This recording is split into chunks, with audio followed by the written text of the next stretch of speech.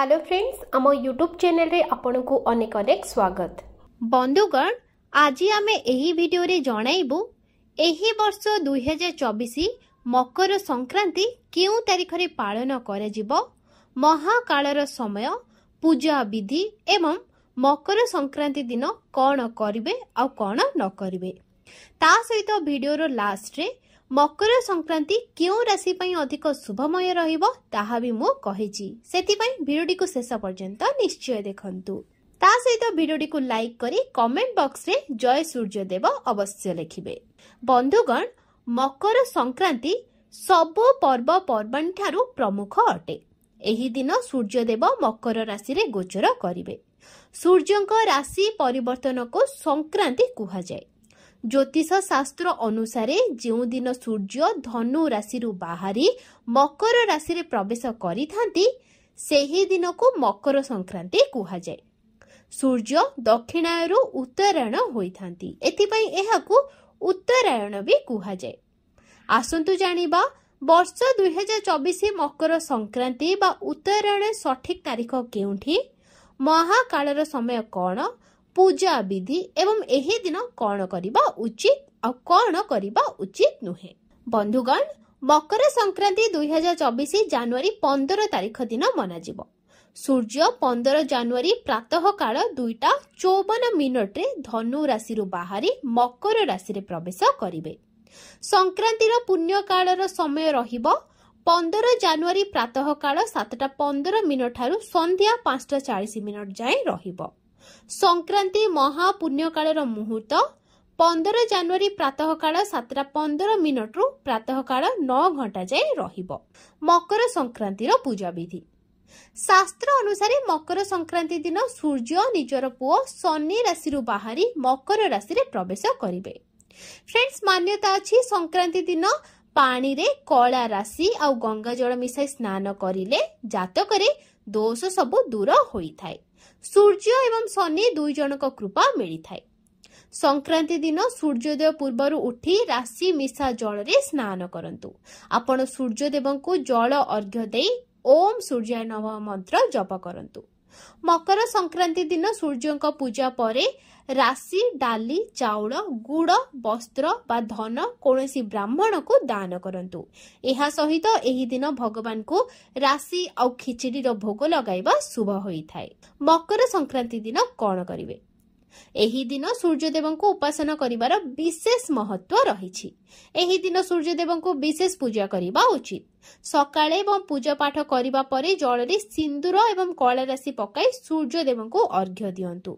एमिति करिले जीवन रे सुख शांति बनी रही थाए। मकर संक्रांति दिन गंगा स्नान करंतु। एही दिन राशि किंबा राशि रे बना जाइतिबा कोनोसी जिनिस दान करिबा उचित अटे।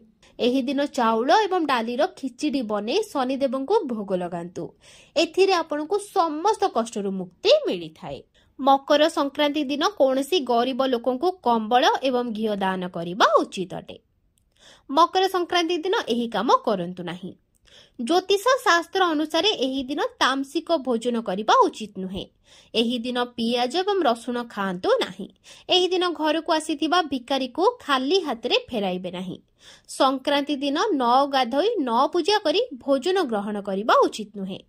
मकर संक्रांति दिन सूर्यास्त परे भोजन करिबा उचित नुहे। सेही दिन सूर्यास्त पूर्वरु करिदेबा उचित अटे। तो फ्रेंड्स, एहा थिला मकर संक्रांतिर शुभ मुहूर्त और सेही दिन कौन करिबा उचित अटे और कौन नाही। एबे चलंतु जानिनेबा मकर संक्रांति दिन ठारू केउ राशि रो भाग्य बदलिबा को जाउ अछि। तो बंधुगण, 15 जनवरी रे पडुछि मकर संक्रांति। एही दिन ग्रहराज सूर्यंकर राशि परिवर्तन हेउछि।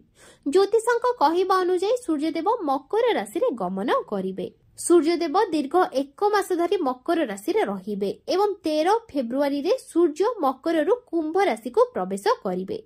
एही राशि परिवर्तन रे मेष और कुंभ समेत 5टी राशि विशिष्ट व्यक्तिंक विशेषंक शुभ दिन आरंभ हेबाको जाउछि। तेबे आसंतु जानिबा केउ राशि पई एहा शुभंकर हेबाको जाउछि। मेष राशि मकर राशि रे सूर्य प्रवेश पर मेष राशि व्यक्ति विशेष मानक वैवाहिक जीवन सुखमय हेब। सांग साथी मानक सहित मनोरंजन रे समय कटिब। धन प्राप्ति हेब। रोजगार वृद्धि हेबा सहित आयर नुआ पंथा मिलिबार संभावना अछि। वृष राशि सूर्य आगमन रे व्यवसाय करुथिबा वृष राशि व्यक्ति विशेषक पई समय अनुकूल हेब। पदोन्नतिर संभावना रहिछि। सरकारी लाभ योग अछि। कन्या राशि सूर्यंक राशि परिवर्तन जोगु एही राशिंक जीवन रे सकारात्मक परिवर्तन आसिबो। आपण शत्रुंक उपरे विजय लाभ करिवे। अटकीथिबा धन मिलिबार संभावना रहिछि। अन्यान्य सूत्ररु धन प्राप्तिर जोग रहिछि।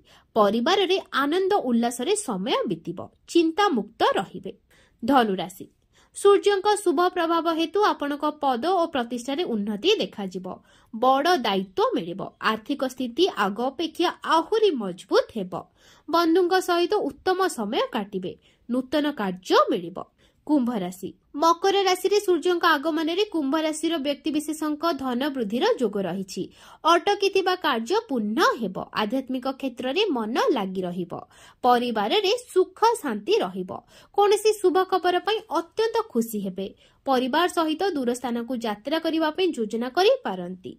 बेरोजगार लोकंक पई नूतन चाकरी बाट फिटिबो। वैवाहिक एवं प्रेम जीवन रे नकारात्मक चिंताधारा हेतु परिवार सहित मतभेद होई पारे। किछि बाहर लोक पारिवारिक जीवन रे विशृंखला सृष्टि करि पारंती। सेति पई सतर्क रुहंतु। तो बंधुगण जदि आजिर वीडियो आपण मानको पसंद आसीथिबो वीडियो को लाइक करि नेबे। निज सांग साथी रे शेयर करि चैनल को सब्सक्राइब करि नेबे। जय जगन्नाथ।